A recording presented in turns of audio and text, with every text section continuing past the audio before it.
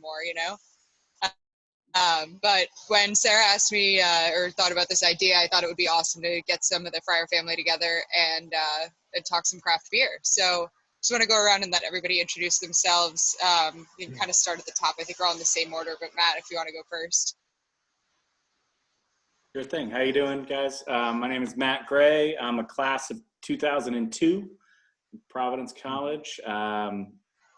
I own Ragged Island Brewing Company here in Portsmouth, Rhode Island. We're transitioning from being in the industrial park here in town to a farm brewery concept, and hopefully we'll be ready to open that by the fall. Certainly now more than ever, we want to get out to the farms. We can do proper social distancing. Aside from that, I also own a marketing agency called Gray Matter Marketing. We produce festivals, events, races. That's how I got into the craft beer world, truly, and was inspired by all these brewers like Kevin that I met who were out there doing their thing. And I kept looking at my island here, Aquidneck Island, where I live, and there was only one brewery. And I felt like there probably was room for another one. And that's kind of how it started. And 4 years later, here we are. Awesome. Thanks, Matt. Jeremy, you want to go next?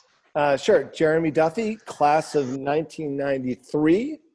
And I am the co-founder and managing partner of Isle Brewers Guild, more known to the public as the Guild, based in Pawtucket, Rhode Island. A little bit of a different model. We are a partnership brewery, so we work with about 8 different partners from around the country to help them meet capacity needs. And then we also have our own brand that we continue to sort of develop within our sort of retail side. Thank you. Kevin? So I'm Kevin Ryan. My father was the class of 1969. And I opened Service Brewing here in Savannah, Georgia in 2014. At the time we started planning, there was just a contracted brewery and a brew pub here in Savannah. We now have 5 breweries throughout the Savannah area. We participated in 3 craft brew races in Savannah as well. We're veteran owned and operated, and a portion of our sales are donated to charities that support veterans and first responders. Awesome. And Paul? Hey, what's up, everyone? I'm Paul Andrus. I've been working, I guess, class of 2008 to be official. I had to remember that. I wasn't too sure. I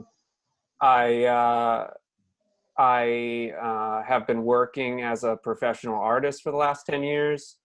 After PC, I went to the School of the Museum of Fine Arts in Boston, where I trained as a painter. I make post-apocalyptic oil paintings, so that's sort of my deal. And then last year, Adam and I were college roommates. We reconnected. He started the brewery, looking for somebody to do the labels, and so it was just kind of a perfect match. So I've been doing the labels for a year now, and it's been awesome. So that's that. Awesome. Thank you guys all so much for joining us and taking the time to be here. And really what we just wanted to do today is, have a casual conversation and, give everybody a chance to talk a little bit about their brewery, how you guys got there, what you specialize in, what you focus in. We want to give everybody an opportunity to ask questions. So if you have any questions for anybody, feel free to throw it right into the chat and we'll go through some of those. And if you guys have questions for each other, definitely feel free to jump into it. But one of the things I've always been most curious about is, Matt, you touched on it a little bit. How did you go from PC or from wherever you were before your brewery life to the craft beer world? Yeah, so I graduated in 2002, ended up working in retail for a while for the Timberland Company. That brought me to a couple different locations before ultimately leaving the business after I finished my MBA at the University of Hartford. Entrepreneurship, management, marketing were all my focus. And so I always had this bug to start my own thing and do my own thing. I worked for a sports marketing agency for a couple of years, which got me a lot of knowledge about events, marketing, sponsorship, all those kind of things. And then in 2012, I decided to open my own company. We were part marketing consulting firm, part event management organizer, promoter. Since that time in 2012, we've created and own and operate about 18 events a year, including the Citizens Bank Pell Bridge Run, the Amica Newport Marathon, and the Newport 10 miler road races, Cape Cod Brew Fest, Rhode Island Brew Fest, and the craft brew races, which Kevin talked about. At one point, the craft brew races was what I thought was going to be my $1 million idea there. It's going to, have a 5K road race in every cool craft beer town around the country, visit all of them, get to travel a whole bunch. Unfortunately, it's a pretty expensive event to produce when you're buying all the beer. It's like hosting a road race and a beer festival in the same day and only being able to charge for one of those two events. So ultimately, it wasn't my $1 million idea. Still a fantastic, fun event. We had 9 events in 1 year, including Savannah, Boulder, Colorado, Charleston, but the rest are all here in New England, so they're a lot easier for us to manage. Those are the ones that still exist. So we do one in Stowe, Vermont, Portland, Maine, Newport, my hometown, and Worcester. And so we get to have breweries from all those states come together, got to build up some really great relationships with those folks. And I really, like I said earlier, got to meet all these entrepreneurs who were following their passion, their dream. They're being creative. Creative marketing always catches my eye. So the Beer on Earth cans are fantastic. Really cool pop art. I just get to meet all these great people like Mr. Chuck Burkowski. I see you on here. And when I said earlier, I kind of noticed that hometown local breweries were going to be the new path forward versus, just big beer or, regional breweries. And I kept talking to my friends about someone's going to open a brewery on this island. Someone, a year would go on, another year would go on. And I was like, well, if we don't do it, somebody else is going to. So if we want to continue to have this fun entrepreneurial experience, go out and start a new business. And it was a lot of fun to do that. I started with one business partner who was my best friend. Unfortunately, he ended up moving to Houston, Texas, so couldn't be very hands-on. And that meant that I kind of took over full-time operations of Ragged Island pretty much from the start, which has been a great experience. The brand has grown very small and slow. We were a 1-barrel system. We went to a 3.5-barrel system, and we're going to finally kind of reach our pinnacle here in a couple of weeks when we have a 7-barrel system out here on the farm.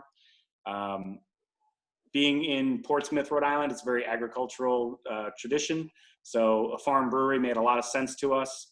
And just all the circumstances came together to kind of get a piece of land that would just be phenomenal for what our vision is. And that's what we're doing right now. We're trying to get that ready for everybody. So we've been open 3 years as of March 17th. St. Patrick's Day is our anniversary every year. It's kind of a fun time to celebrate. We don't really specialize in any one beer. I think if I had to say what we specialize in, it's kind of quality all around. We want to have good variety and selection of dark beers, lagers, IPAs. We want them all to be consistently good to people's tastes. And then we also focus pretty heavily on customer service and, that the experiential part, because I think it's what will help, determine which breweries are, here for the long run. It's going to be the whole package, not just, oh, they make great beer. If you make great beer and that's all you need, Treehouse, all right, go ahead. But for a lot more of us, it's packaging, it's marketing, it's communications, having, bright, happy people greeting you when you walk in. It's all those things to really get to the full, experience is what we're looking for. So that's who we are, and we welcome you when you can to come out to the farm, and we'll have plenty of space to distance ourselves out here. It's awesome. Yeah, I can't wait to get out to the farm. I've been to the craft brew races. I was not running them, just came for the beer. But it's a great event, and it's an awesome time, and I've loved seeing you guys do that. Yeah, we're a little worried about where beer festivals are going to be going with this whole scenario. Certainly in the short term, there's no chance that we'll have any again. Road races the same, but It's going to be odd to figure out how to do beer sampling with, people handing cups back and forth and things like that. So we're going to see what happens in the future, but definitely be interested to see if we can get back to hosting events like that. Yeah, it's definitely crazy to imagine being at one of those big beer festivals right now and in the world that we're living in. So, interesting that you came, from a marketing background. Jeremy, I know that you kind of came from marketing prior to the guild. How did your path kind of lead from PC to the a long path, I guess, but I might follow Matt's path. I guess it's like sports marketing goes into beer, I guess is the right path. Maybe that just says beer is there's more money in beer, more creativity in beer, maybe. So interesting path. I did start in sports marketing. That was sort of my sort of passion. Being a political science major, interestingly, my focus was on sports marketing as a career, probably for the first 10 years. And then subsequently joined my family's or my father's marketing communication firm, Duffy and Shanley. Mention that because he's also a Friar, class of '61. So I like that that heritage there. But the whole baseline that I realized, and I did a podcast actually for Providence and made me think about this a little bit, was it was always based in entrepreneurship and just the ability to kind of create something and build something and really, I was always intrigued with business models and how to grow certain things. And I think we're always just sort of looking at a big idea. And, there's a convergence of life where I was at Duffy and Shanley, a partner. It was doing well. I was very, very happy, but comfortable. So I think I was getting a little bit of an itch. And I also realized like one of my passions had always been sort of within craft beer.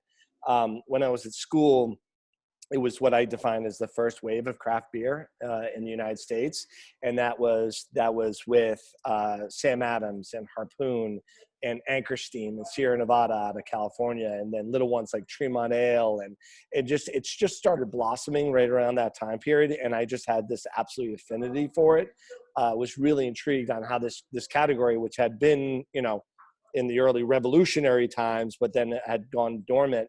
It's kind of amazing in the 1970s that there was only something like 76 breweries in the United States. Now there are 8,000, but that first wave kind of set everything up. And I was always intrigued in sort of a perfect storm of me sort of looking for that next step, and then meeting my business partner, and who was actually more in the beer industry than I was. Even at Duffy and Shanley, I always laugh. I was in sports marketing, then moved to business development. But every time an alcoholic beverage account came up, they pushed me to the forefront. I don't know what that says, but I'll take that as a compliment. And so my business partner and I had, who actually was a neighbor. And so a lot of backyard barbecues kind of talking about the second wave that was coming, that really kind of talk about 2008 when that wave started, and then really hit its stride in 2013. So we were talking in 2012 about this, and originally we're brand guys. I came from an agency background. He ran Stella Artois globally, and we were sort of talking about maybe starting a small brewery and kind of building it up. But at that time there was 3,200 breweries, and he's like, "There's a lot. It takes a lot of money to build a brand like that."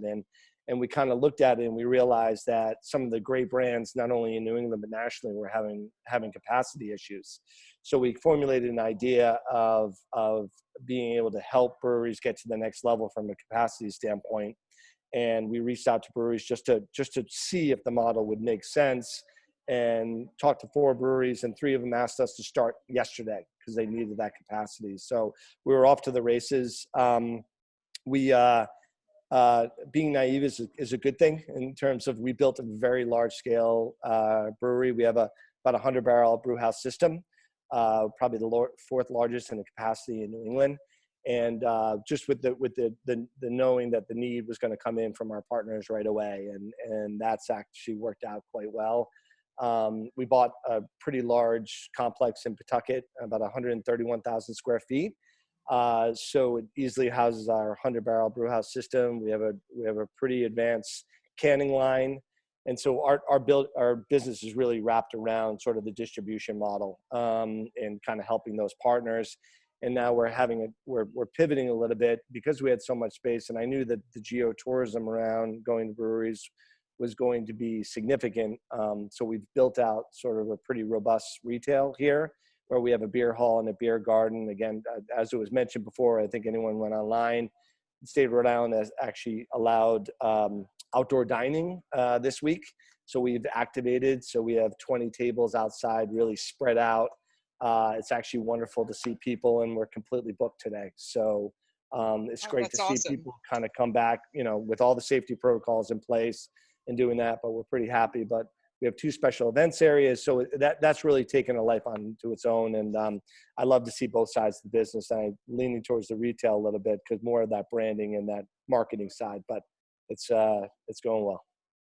Yeah, that's awesome. The Guild has definitely become a staple in this area, and Jeremy bringing Narragansett back to Rhode Island and everything. It was a big deal when you guys opened, and it's great to see you guys grow. Kevin, I know you're part of the PC fam. How did you decide to get into the beer world and start your brewery? Just a couple caveats. One is my father was a political science major and went into healthcare. While I was working on planning the brewery, a grad named Bob Newbert, which was one of my father's friends, introduced me to Mark Hellendrung. So we met and discussed his plans to bring Narragansett back. I think at the time my father was drinking beer in New England, it was 65% of the beer being consumed in that market. But I went to West Point. I served in the Army for 8 years. When I left the Army, my father asked me to come work for him in New York. I did so, and as soon as I got to New York, he decided to move the company down to Bluffton, South Carolina. So I ended up in Savannah around 2007. After he died suddenly in 2011, it was time for me to figure out what my passion was and go pursue that. And so my fiance bought me a home brewing kit for Valentine's Day in 2012. We started playing the brewery in September of 2012, and then we opened up in July of 2014. Veteran owned and operated. We 24 investors, 20 out of the 24 veterans of the Army, Navy, Marines, with that dedication to give back to charities that support service. We got really lucky with our location in downtown Savannah, just west of the historic district, with the backside of our brewery on River Street. Was in an area that you wouldn't want to go, but typical to a lot of breweries that go find the cheap place to set up shop. They create a scene that genders a lot of development around it. And so now we've got a huge plant Riverside district being developed next to us, which is a JW Marriott project that's probably $600 million development in the old power plant on the river. 2 7-story apartment buildings being built next door to the brewery. So hopefully they have a lot of disposable income to come across the street and drink our beer. So that was it. Got the homebrew kit. The bug bit immediately. I think my engineering background really suited me for brewing beer and building things to brew beer with. Like every good home brewer, every time you make a beer, you have to build something to make it more epic the next time, or easier, or wow, wouldn't it be cool if I had this kind of piece of equipment? And then that turned into a 60,000 square foot building that we currently operate in. That's awesome. So it evolves fast, and thank you for your service. Of course. It's exciting to hear, about everyone's different focus. And one of the reasons I was so excited to bring Paul on was he is involved in kind of a different side of the brewery industry than everybody else, in working with what I think are some of the most awesome labels in any of the breweries around. So Paul, can you tell us a little bit about how you got involved with Beer on Earth and how your path kind of led you toward that? Sure. Yeah. Thank you. I really, I appreciate, those kind words, and, I try my hardest with the labels, with the cans. I mean, I'm always, I feel like I'm a little bit on the outside of whatever particular thing I'm doing.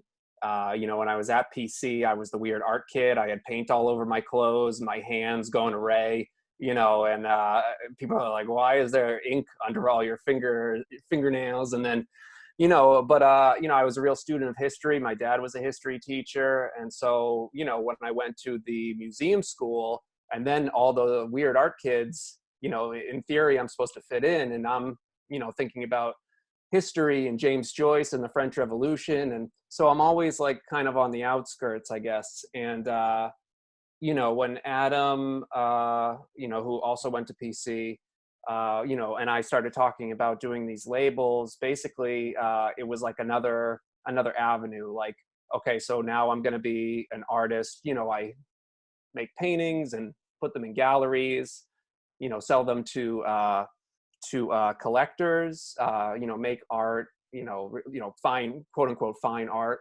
And now I get to do this total offshoot, making these beer cans, producing a lot of cans that go out to a lot of people. And so, we talk almost every day about, what's the next can going to be, what's the image, because, I think that I do have a little bit of that, competitive edge. And I think, everybody probably does here. And, I just wanted to make the best cans in the world. I want to reinvent the beer can every time I make it. And so I think the result is our palette is completely sporadic and colorful. We try to kind of rein everything together with like a plain and simple logo. We have black and white logo basically. And then, the cans just diverge to, Actually got one here. Oh, there you go. Yep. So that was sort of like a Hayao Miyazaki inspired image. I've done like a Hanna-Barbera inspired beach scene. Lots of 80s and 90s vibe. That's kind of like a lot of the culture we grew up with. And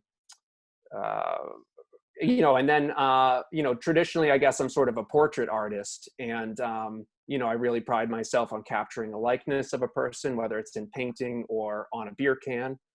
So this week's release, we're doing 6 separate cans, 6 separate labels for one individual beer. And it depicts the staff at Beer on Earth as these 80s hair band called Cold Crash, a fictional band. And, so I gave everybody these crazy hairdos because, everybody needs a haircut right now.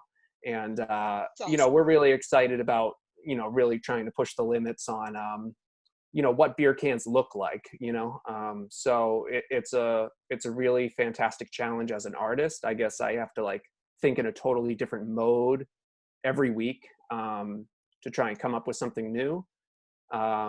And then trying to balance that, trying to really like stay true to, what I do on the canvas with oil paint, and how do I reconcile, the commercial side of things with, quote unquote artist, so. Totally. I think, the label thing is one of the most interesting things to me about kind of rise of the craft beer industry. And it's really one of the things that's kind of created this space for people to create, craft beer Instagrams like I have. It's kind of a way to keep it and to preserve that piece of art. And if you're a craft beer nerd like me, you probably have somewhere in your house. I've got a cabinet back there covered in labels, that I've saved. Sure. And sometimes you just can't throw them away. They're too great. And so it's awesome to see what you guys do and that focus. A lot of you guys have come from marketing backgrounds. We had a great question from the audience, especially for those of you in Rhode Island, but Kevin, I know there's a lot of breweries in Savannah too. Do you guys ever worry about market saturation? Do you see each other as competitors, or, how do you work together across, especially in a small state or a small city like Savannah? And feel free, whoever wants to jump in. I'm also the president of the Georgia Craft Brewers Guild, so I get to see what a lot of people are experiencing around the state. And I think it's really a matter of what the population density is and what the drinking demographic is in that area. So Savannah, we're, I think, the second largest city in Georgia, but only really 4 breweries and a brew pub that are operating within the city limits. And I think that we probably have as many as we can handle. Whether you're going to have a tap room only model or you're going to have a brew pub model, unless you incorporate food. You know, if you do the brew pub model and you get into a small section of the city where you're going to get that neighborhood vibe and really focus on the restaurant side versus the beer side, I think we're saturated just based on our demographics and the disposable income in our area. In Atlanta, 6 million people, they've got all the room to continue to grow, to add dozens more breweries in that market if they're focused on tap room focused breweries versus trying to be on every shelf and every store like all the other breweries in and out of state.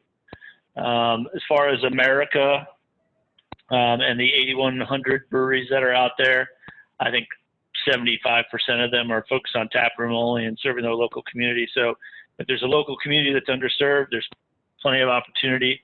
I think personally, we all get along, we all help each other out, but we all want to sell more than the other person at the same time. So I'm not going to hold back yeast or hops or grain that some other brewery needs. But at the same time, I still want to sell more beer than they do. Oh, that's interesting. From what I've heard about Savannah, I've never been there. I always hear there's a lot of breweries there, and so it's interesting to hear that there's only 4, but that you feel like the market is saturated. So that makes sense with kind of the feeling out there. How about in Rhode Island? Do you guys see yourselves as competitors? Do you Matt, I know you work with a lot of the other breweries, and Jeremy, you work with a lot of breweries all over the place, but what's the community like here? Well, I think the community for Rhode Island beer is fantastic. People collaborate all the time. There's constant emails going around the guild when people have overstock of something or need something, trying to sell a piece of equipment, things like that. So for all those reasons, it's a very nice, tight-knit community. It's exploded. We started the Rhode Island Brew Fest in 2012. First event was 2013, January 2013. There was like 7 breweries in the state at that time. So we've been able to kind of watch it grow and have interactions with every single one of them through their participation in our events. So for me, it's fantastic. Like every time we do a festival or an event like that, it's like just seeing your old friends now. So it's pretty cool. There's certainly a market saturation. I think, the world has seen that saturation reach probably its peak right now.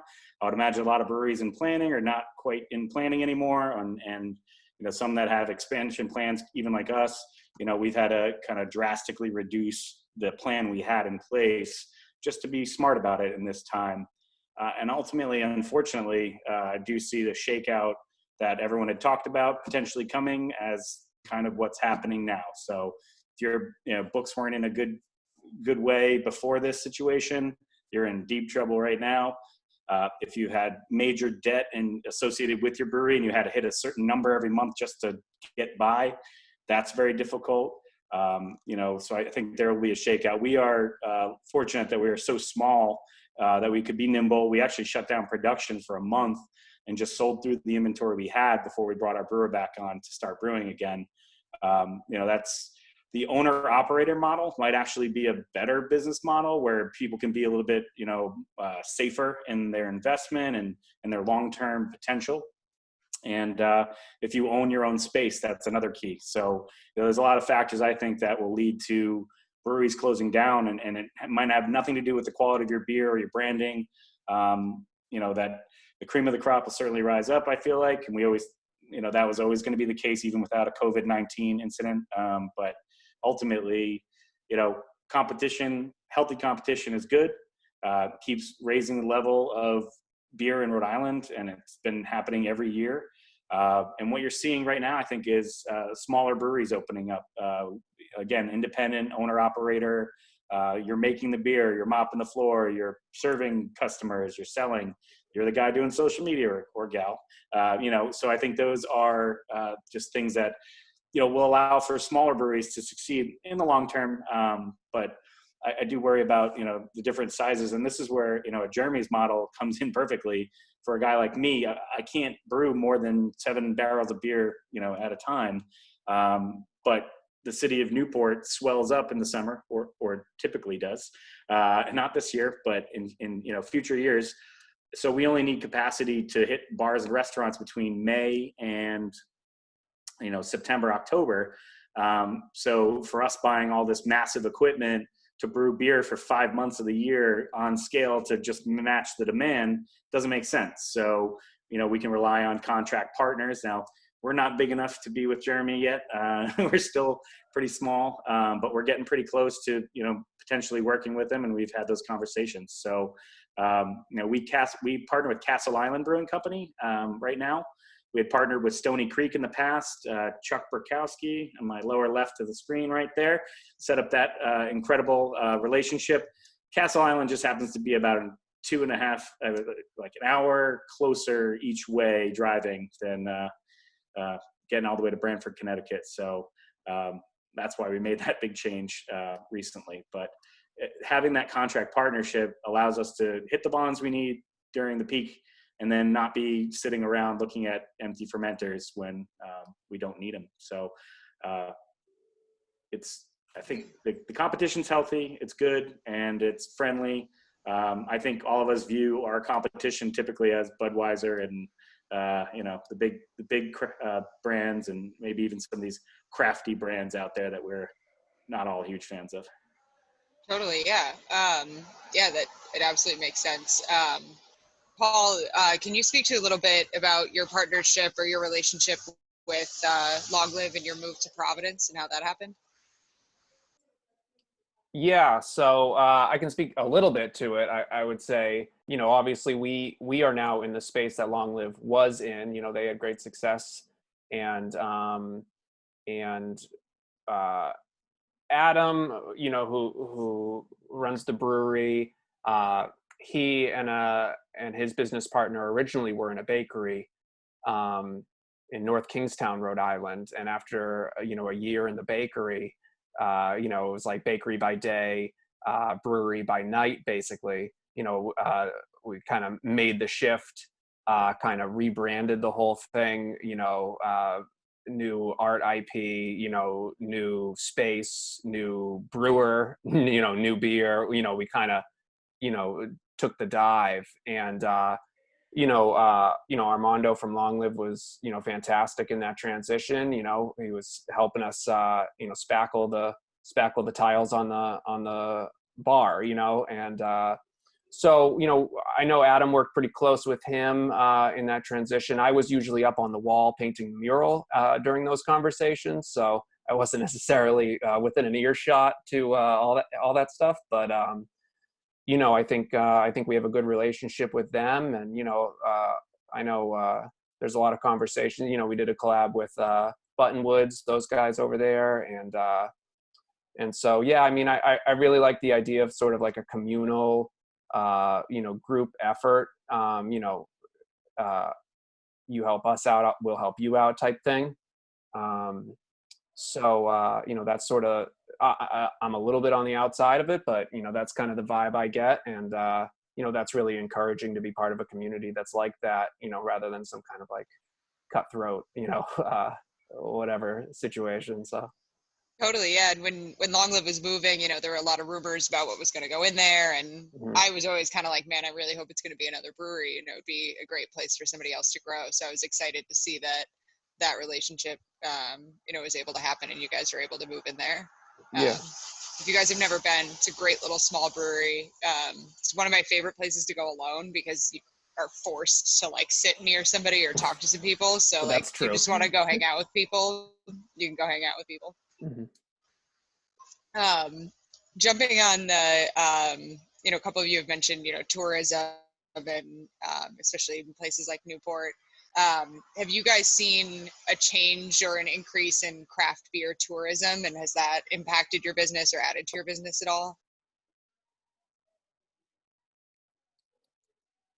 In terms of tourism, in terms of out of state, or just people coming? Yeah, like out of state, like beer tours, or people that are going to certain cities because they're a destination for breweries. Yeah, I think, I mean, I think it's been wonderful that you do see this sort of, again, geotourism around breweries.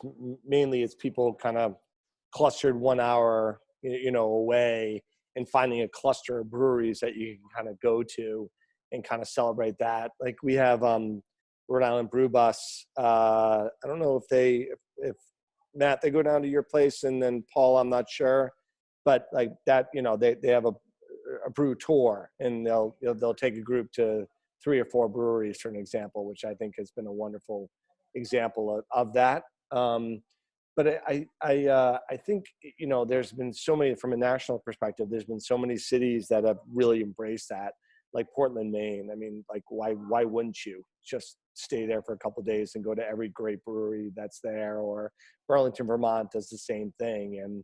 And I think from a Rhode Island perspective, I think we're up to 30 breweries or 28 or something around there. That cluster is starting to happen, and cities are starting to embrace that, where we now do a craft beer crawl in Pawtucket. So we now have 4 breweries in Pawtucket and 2 distilleries. And so we're kind of just trying to celebrate that from a, from a tourism perspective. And I think you're starting to see a lot of cities do that. It's something that people really like to do. And, from a community perspective, is like, I want Cricket Current and Smug to do just as well, because I know that, I don't have any true data behind it, but usually people that come to the brewery, particularly on a Saturday and Sunday, this will be their only one, that they'll come and they'll at least go to one other to kind of just enjoy it. Because the wonderful thing about the craft beer industry is, like, everyone is unique. What Matt's creating with the farm, down in Portsmouth, and we have this really urban, feel here, industrial feel here. Everyone has their own different story and different styles and different vibe, and I think people just love to experience it. Yeah, I love going to different places and checking out breweries. I know one of the places that I've started to kind of go to almost every year is Richmond, Virginia. And if it wasn't for breweries, I probably never would have gone there, but they've got a lot of great breweries. So, that's fun. Actually, referring back to collaborations, I wanted to touch on the Altogether collaboration. Kevin, I know I saw you guys did it, and Paul, I think you guys did it too. Mm-hmm. For those who don't know, the Altogether collaboration was an open source beer recipe that Other Half, a brewery in New York City, released for breweries across the country to be able to make their own version and produce it at a lower cost, and then give some of that revenue back to the employees of the brewery that are unemployed during this crisis. Can you guys speak to a little bit of what that was like for you guys, and how that might have differed from other experiences, or if you guys have a favorite collaboration that you did, or one that you hope to do in the future? I can jump on that. For us, the Other Half collaboration was, an Altogether collaboration was an easy choice. Well-known brewery, great reputation. People line up outside the doors to get their beer. They want to share a recipe so that we can all help the food and beverage industry out. Super, super easy. Just like when the Resilience IPA collaboration came out from Sierra Nevada to help with the Campfire Relief Fund. We jumped on that. And for us, it just fits within our model as being a very charitable, charity-focused organization. But collaborations are great. I think they're a lot more fun for the brewers than they are for the people who drink them. Because generally there's one person working and a lot of people sitting around drinking beer, telling stories. So, we do collaborations with local and not so local breweries every year. Last year we had Alewife from Brooklyn come down and do a collaboration with them. We had met them at Great American Beer Festival in Colorado, and it was part of a charitable deal. We learned a little bit from them. They learned a little bit from us, but mostly we drank a lot of beer and had a good time. And you just get to know the people in the industry better that way. And I think that's the best part about collaborations is the time you spend getting to know the other people that are out there in your industry, creating a better network. Similarly, we met a guy named Max Finance, who grew up in Connecticut in the same town as my mother, who worked for Brooklyn, or not Brooklyn, but Six Point Brewing Company. And so now he's one of the leading Century panel administrators on the East Coast, at least. And so I lean on him a lot for help that way. That's awesome. How about anybody else? Have you guys had any involvement in the All Together and any other collaborations that you've really loved? So we did Resilience, which was the Sierra Nevada, California fire, which was an awesome collaboration. It was amazing that they were so surprised at the national outreach on that. I think 1,600 breweries jumped in on that one, and they raised something like $10 million, which was pretty impressive, and also just shows the power of the sort of the brewery network and how much we are going to support community. We have on our docket, we're going to do the ALS Black Lager project coming up, and I think we're going to do that more in the fall because we have a special event tied in with that. And then just from a locally, we didn't do the one for this that initiative, because we're going to focus very closely on Pawtucket. Pawtucket lost one of its firefighters to the virus, and so we're going to do a special beer in his honor, and the proceeds will go to his family. That's our focus in the next month. That's awesome. Wow. It's a great way to use your business for the community. I guess I could speak to the Zoom. I could speak to the All Together collaboration a little bit. I think that, like what I try to do as an artist, like with my paintings, is sort of find, catharsis through bringing extremely like polar things together. And I think that like breweries in their nature, Kate, you sort of mentioned like bringing people together, right? And so it's like part of the inspiration, even like, through all the cans and all the work and my personal work and the commercial work, it's all about like this sort of like, bringing people together and helping them out.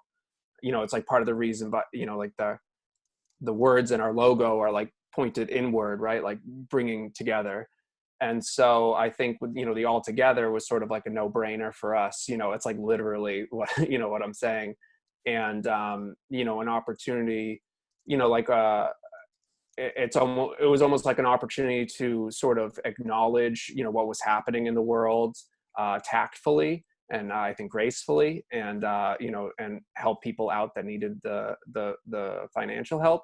So, and our can in particular had an image of a nurse from the Spanish flu, over 100 years ago. And again, like bringing two really opposite, points in time together through an image. So I think that it just sort of speaks again to that like community nature, and, sort of heartens, personally heartens me, to be a member, even on some kind of fringe level, of a community that would be willing to do things like this. So. Yeah. Totally. Yeah, I'd love to see how many places in Rhode Island got into it. Just want to move over here. We've got a couple questions from the chat.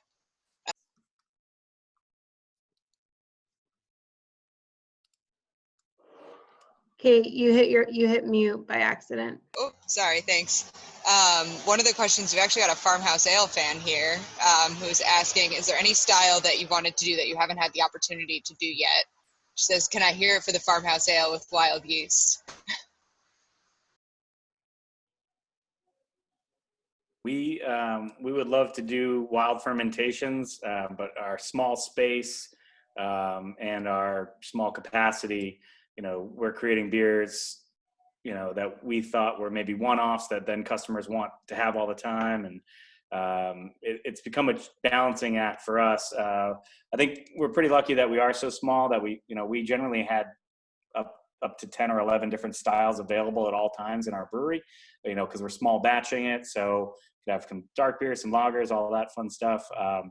Kettle sour is a little safer. There's no spontaneous fermentation in beers that weren't intended to be sour.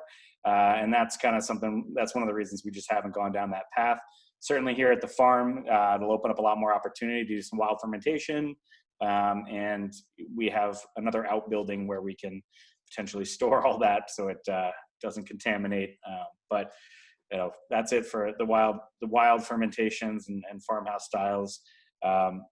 My biggest challenge is, one of our beers that's kind of our, if you would call it our flagship beer, wasn't even intended to be. It was, a beer that we made at the right time, right at the same time we were looking to do distribution.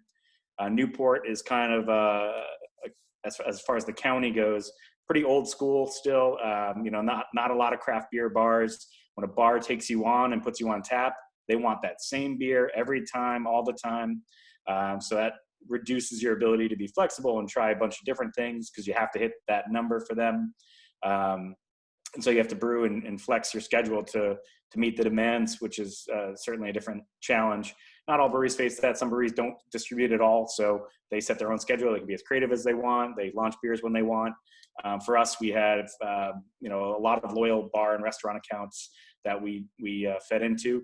Some of the reasons for that was, well, we don't own a canning line, so we are able to put beers into kegs a lot easier, and we don't have to pay a third-party vendor to come in and can for us, which is currently how we do our canning. It's quite expensive. Margins are pretty bad when you add in that expense. And, so for a long time, we didn't even have canned products. It was either come into our tap room and drink our beer with us or find us at a local bar and restaurant. So that was great for a little while, but obviously we wanted to become, more flexible with the ability to have cans in. So liquor stores and accounts like that, we're barely there. Like you would barely notice that Ragged Island exists. So that's why we need folks like Jeremy to brew our beer so we can make it available. Anytime. Yeah, we're, started to grow though. We wanted to grow organically too. We didn't want to push and try to be something we weren't. And so the beer that I reference is Beach Night IPA, which is a nice beer. It's nice and light, 6%, light and body IPA.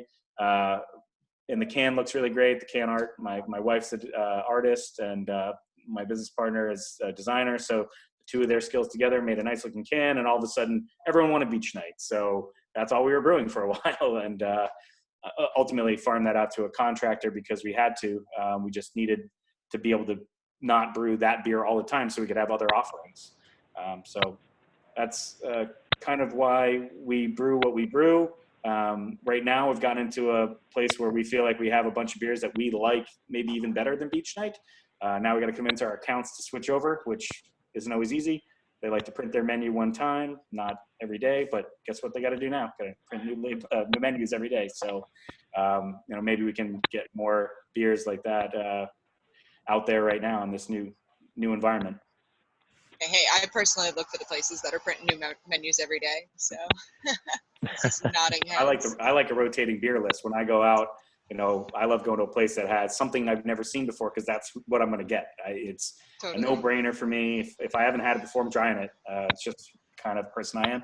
And I know that that's a majority of our customers, not a majority, but, a lot of customers out there like that constant variety versus the people who just buy that same exact beer week in, week out. We have customers like that too. So we try and satisfy both sides. As far as the farmhouse concept for service brewing, as we were planning out the brewery and I was doing research, I tell people I went to YouTube University, but I learned that yeast is a huge impact, or can have a huge impact on beer. For a lot of beer styles, yeast is just a way to make alcohol, but for many beers, yeast is the defining factor. So we hired a company out of the Clemson area, South Carolina, called South Yeast Labs. They came to Savannah and set up traps all over Savannah to see if they could harvest the local wild yeast for us. So it's not a souring yeast, but it is a yeast that was derived from the beehives that we kept behind the brewery. So Sample Honeycomb provided us a yeast strain that we utilize in several of our beers. So we make a grisette, which is the miner's version of a Saison. We also, somebody asked about Farmhouse. I just happen to have our Old Guard. It's a bearded guard. It's a French-Belgian style Saison that we use our wild yeast to brew with. Many pounds of Savannah Bee Company honey that go into that beer. So Farmhouse by style and name, but not necessarily a wild souring yeast, just a wild yeast that was captured from the honeycomb of our local bees. Also, we just got into the Quebec Yeast. There's probably 13 million ways to say that. Quebec. It's an old, ancient Norwegian yeast strain that's really come into popularity recently. Can make some really, really juicy IPAs. And so we've just brewed our first batch with that, fermented at 90 degrees Fahrenheit, and provides a lot of citrus, juicy flavors to the beer. So if you're in a Farmhouse, then check out people using Quebec yeast. Nice. That's awesome. That's really cool. Got one last question. We got a few minutes left. And this is a question I've actually been curious about too for our Rhode Island guys. Do you guys see anything changing going forward in terms of regulation with how you guys go to market? You know, this Chuck mentions getting a direct home delivery on Cape Cod from Trillium. You know, obviously that's crazy. And I personally have kind of enjoyed, obviously I love the line life and going out, but I have been really enjoying the pre-ordering and not having to like rush over there right after work and get there before everything sells out. So what do you guys think? Is it gonna stay this way, or are we gonna go back to what it was like before? Rhode Island is very good in setting its ways for for decades. I would, there's been a lot of new introductions into this where the governor has really tried to implement some stuff, mainly not for breweries as much as for restaurants, but ultimately helps the breweries if it's just takeout or whatever, particularly to get rid of the draft, right? Because the draft is a major issue, because we're sitting on so many barrels. I think Rhode Island really needs to look at Massachusetts, because one of our great partners is Night Shift up in Boston. Not only are they also have a distribution company, so they can kind of protect their brand and they distribute. They could go direct to the consumer, so they were doing deliveries. And there's no limit in the number of cases that they could sell. So if I was to say, to the governor, and at some point there will be these conversations, that's the nice thing about Rhode Island, is that you can kind of have these conversations. It doesn't always work, but is look to your neighbors and see what they're doing. And they really let the breweries survive and thrive during this time period. Because right now, I mean, there's a lot of breweries are just based on people coming in, right, and either sampling and taking out. And thank God we could do the takeout, but a lot of people have lost a lot of money because they could not bring people in, and I think that just needs to change. And I'm hoping this is a little bit of a mind shift that shows you. And sorry, Chuck, for mentioning this, that the 3-tiered system can look different, and everyone can do very well off of that. It just needs to be formulated a little bit different. But I don't see anything right now that sees anything specific. I don't know, Matt, if you have any thoughts around that. But I have so many thoughts. So we keep referencing Chuck Burkowski. We should probably introduce Chuck, and maybe Chuck can say hi. Chuck was the director of sales and marketing for McLaughlin Moran, the AB InBev, Budweiser sales in Rhode Island, which and he can talk more about the history as to why there's a 3-tier system in the state of Rhode Island. There's a lot of it was, at one point there weren't very many breweries. So some price protection was built into that so that consumers in the state weren't getting fleeced. And a local business now could help distribute a national brand and do it, fairly, very, very well as far as McLaughlin went. So I don't want to disparage our distributor. I have a distribution partner. We work with Craft Beer Guild of Rhode Island, which is a Sheehan brand. The Sheehans are some of the biggest, baddest distribution companies around the country. They have, I don't mean that negatively, but partially. They just have a lot of power and control. There are a lot of brands that they represent across the country. So if they open up a Craft Beer Guild in Rhode Island, they're the AB and Bev seller from Massachusetts. And I don't know if you guys know, but Budweiser in Massachusetts is just ridiculous. So people are, they're well-funded, we'll put it that way. So my Rhode Island brand, the reason we went with them in Rhode Island, twofold. The guy I work with, Dave Cummings, is tremendous. He's a great guy. I had good relationships with him through all of our festivals. So I dealt with all of the Rhode Island distributors before I ever thought I would need one to be my business partner. And so we host festivals, events, and it works really well. We call the distributor, they call their different brands. It helps us get more unique breweries involved and just helps us coordinate with those guys. So we have accounts with all those folks, and it's a great relationship. We order beer, it shows up, we pay for the beer, we're able to have a festival, and everybody's product is there, and it's arrives in one delivery, which is fantastic. But you do look to your neighbors, Connecticut, Massachusetts. The ability to deliver your own beer to consumers to their home, that's not even something we could even pretend is ever going to happen here. In Rhode Island, the retailers, so the liquor stores, packaged goods stores, and the distribution companies are more powerful at the state level than any collective group of breweries. So the Rhode Island Brewers Guild is a feckless, useless organization, in my opinion. I'm still a member. I want them to be good. I want it to be great. I don't know what it does for us, but that's just me. You you should make them do, Matt. I set up an association level health care coverage for all the brewers in the state so they could all provide health care to their brewery employees at a lower cost. Because after we made one kind of legislative win, everybody's like, what have you done for me lately?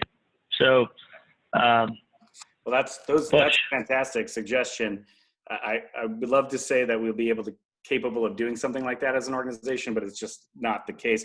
We can barely, last year they gave us an increase from like 284 ounces to 388 ounces per customer per day, which basically took us from, a full case of 12-ounce cans to a full case of tall boys, because every brewery in the state pretty much uses tall boys. So they gave us this. We had asked for unlimited sales. The generosity is amazing, isn't it?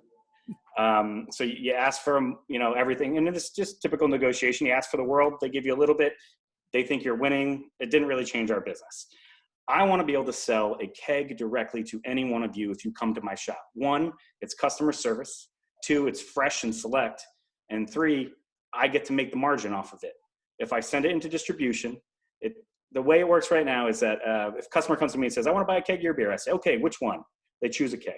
The next day, I either drive it up to the distributor or they come and pick it up, drive it from Portsmouth to Cranston, put it in their warehouse, check it in, put it back on a truck, send it out to the liquor store around the corner from me back in Portsmouth. So we've just shipped beer all around the state. It's in a hot truck or warm truck or cold truck. I don't know. Either, it doesn't really matter. But warm is not good. And then it comes back to the place that's a mile from me where the customer buys it. And, no offense to distributors and no offense to liquor stores, but they all get their share. And I have to sell a beer at something like 40 to 60% of the margin that I normally would make just to get that customer. And it takes an extra 3 or 4 days. If they order on a Friday, the next delivery isn't until next Thursday. It could take a whole week for that person to get their beer. And all of that is just a runaround that I don't want to have to do for some guy who wants to buy a log of beer once every 3 months from me. And it's not something that happens all the time. This is a request I get literally once every few months. So why can't I just satisfy that customer immediately? be the voice, the face of our brand to that person and not send them on a runaround. That's my complaint. I don't expect to be Treehouse. I don't expect to have 52 cases of beer going into somebody's car because you can sell unlimited.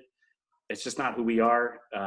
But it takes away from me the customer service aspect and that freshness that is what craft beer should be all about. We're with you. You got lots of thumbs up on this one. We're all with you on that. Not at the State House. Yeah. No. I would just say, come south, my friend. If you want some challenges.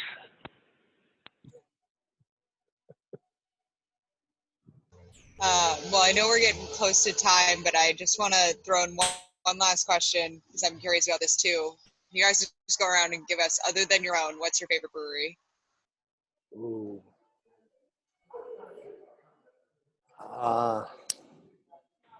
Well, there's different. I've got different reasons for liking different breweries. Personally, for me, one of my favorite breweries is Allagash. From a lot of reasons. I mean, I want to be there. The fact that they are one of the pioneers, and they just do really quality work. From a beer that I look for every time that they release a beer, that's tough.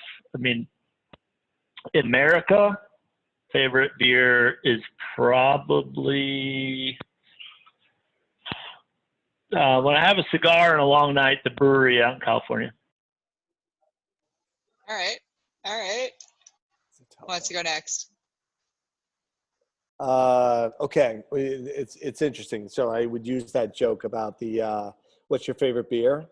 It's the next one, and I could say that about breweries because they're so unique. But it's amazing you mentioned Allagash. I'm a huge Allagash fan, and just the saison, they kind of created that category in the United States and just nails that every time is pretty incredible. A little biased with my partner up at Night Shift. Love to go to Night Shift, and what they create up in Everett in their small batch is phenomenal. So sorry for the plug, but I'm always been a big fan. So you could almost go state by state, but those are a couple. I could probably name my faves in all 50 states. So you're going to say your favorite in Rhode Island. I know that Long Live. You're the disciple of Long Live. So. I like what I like, but Fair enough. There are lots of good places in Rhode, though. I have to echo Kevin. I think Allagash to me is just, they do it right in so many ways. They built a brand on a style that people in America really weren't big into. I don't think, Belgian white wit beer. It's certainly not the coolest beer around, but they do it with such class, style, consistency. Visiting their facility is phenomenal. Just the customer service is everything I would want my brand to be if it didn't already exist. So for those guys, definitely, tip my hat to them. I loved Cigar City. I just don't buy it anymore. So it's just one of those things. I have if we're going to support small businesses, let's support small businesses. So that's another one that was kind of a frustration to see that happen. But here in Rhode Island, I got really into Proclamation when they were still over in West Kingston, and I would drive over both bridges, regularly to buy beer, which is just amazing, right? I had to leave the island. So for me, that's one that I've always had a special place for. Dave and I get along great. He and I are around the same age. We just clicked early on before they blew up, which is I like to believe that I knew Dave way back when. So that's awesome. Yeah. So Paul, is it Allagash or something else? I don't think I'm as well versed in this particular category, but I think that we have I really like what the guys at Winter Hill Brewing are doing. We just recently did a collaboration with them. My wife and I lived in Somerville for several years, so I have a little bit of a soft spot for that area. and you know, they just make great beer. So, and you know, I really like their sense of humor.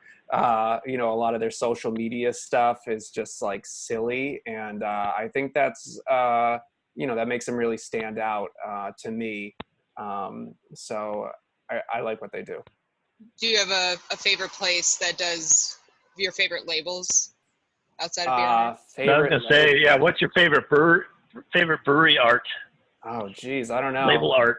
I don't know. I try to. You guys are putting me on the spot. I'm not really sure. This is like who's your favorite artist? And I'm like, I don't know. I don't know any artists. You know? Paul, have you ever seen Untitled Art? Untitled Art. Yeah, there's a brewery called Untitled Art, so you should check out their label art. It's pretty neat. I will. I might have, but you know, I'm a visual person, so I don't know the names offhand. But I'll definitely. I'm gonna make a note of it right here. Love their beer. Well, thank you guys so much for taking the time to hang out with us and have a beer and chat craft beer. I had a lot of fun. I hope you guys did too, and hopefully we can do this all again soon. And I'm definitely gonna be making my rounds when we all open up. Cheers, everybody. Cheers. Cheers. Cheers. Thanks for Thank everything. It's great. you. Thank you. Thanks, guys. This was great. Thank you so much. Thanks for hosting. Good to see everybody. Chuck, gonna talk to you soon. Yes. Bye, everybody. Take care. Hey, cheers. Thanks again. Really appreciate it. This was Bye. fun. Thanks. Of course. Matt, good to see you, bud. Yeah, you too, Kevin. I'm hoping to get down to Savannah again soon, man. I hope. Chuck and I actually caught up in Savannah on one of the craft brew races. He and his family were just down there visiting.